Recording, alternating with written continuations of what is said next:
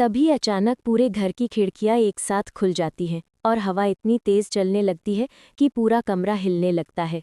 काले आसमान में पूर्णिमा का चांद सबसे ज्यादा चमक रहा था, मगर उसकी रोशनी में एक परछाई थी, डायना की।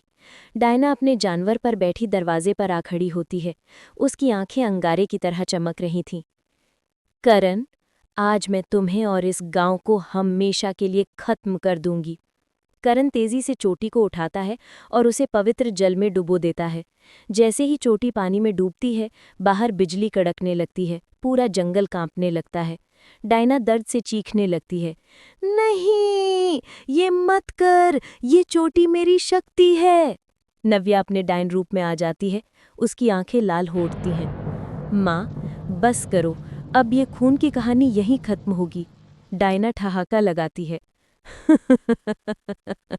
तू मेरी बेटी है नव्या, तू मुझे नहीं मार सकती। हमारी नसों में एक ही खून है। नव्या की आंखों से आंसू गिरते हैं।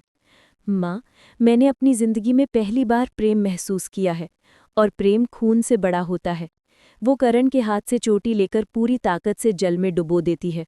अचानक पूरा घर सफ़ेद रोशनी से भर जाता है। जंगल में डायना और उसका जानवर दर्द से तड़पने लगते हैं।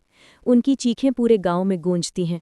कुछ ही पलों में डायना का शरीर राख में बदलकर हवा में उड़ जाता है। कमरे में शांति छा जाती है। करण घुटनों पर बैठ जाता है। उसकी शक्तियां धीरे धीरे खत्म हो रही थीं। नव्या, मैं बच नहीं पाऊंगा। नव्या रोते हुए उसके पास आती है और उसका चेहरा अपने हाथों में लेती है। करण, अगर तुम्हारी जान जा रही है तो मेरी भी जाएगी। मैं भी तुम्हारे साथ रहूंगी। करण मुस्कुराता है, उसके माथे को चूमता है। नहीं नव्या, तुम बदल गई हो। तुम डायन नहीं रही, तुम अब इंसान हो। जाओ, जियो, मेरी कहानी लोगों तक पहुंचाना। करण की आंखें बंद हो जाती हैं। उसका शरीर एक सुनहरी रोशनी में बदलकर जल में समा जाता है। नव्या चीखती है, नहीं। सुबह होते ही गांव में पहली बार डर नहीं बल्कि शांति थी।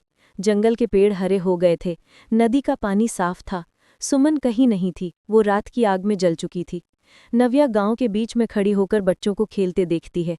उसकी आंखों में आंसू थे, मगर चेहरे पर मुस्कान थी। करण, मैंने तुम्हारी आखिरी इच्छा पूरी की। अब कोई बच्चा नहीं मरेगा। कहानी यहीं खत्म होती है, मगर नव्या की आंखों में एक चमक थी। वो जानती थी कि अगर कभी फिर कोई डायन पैदा होगी तो डायनों की मल्लिका बनकर वो इस दुनिया की रक्षा करेगी।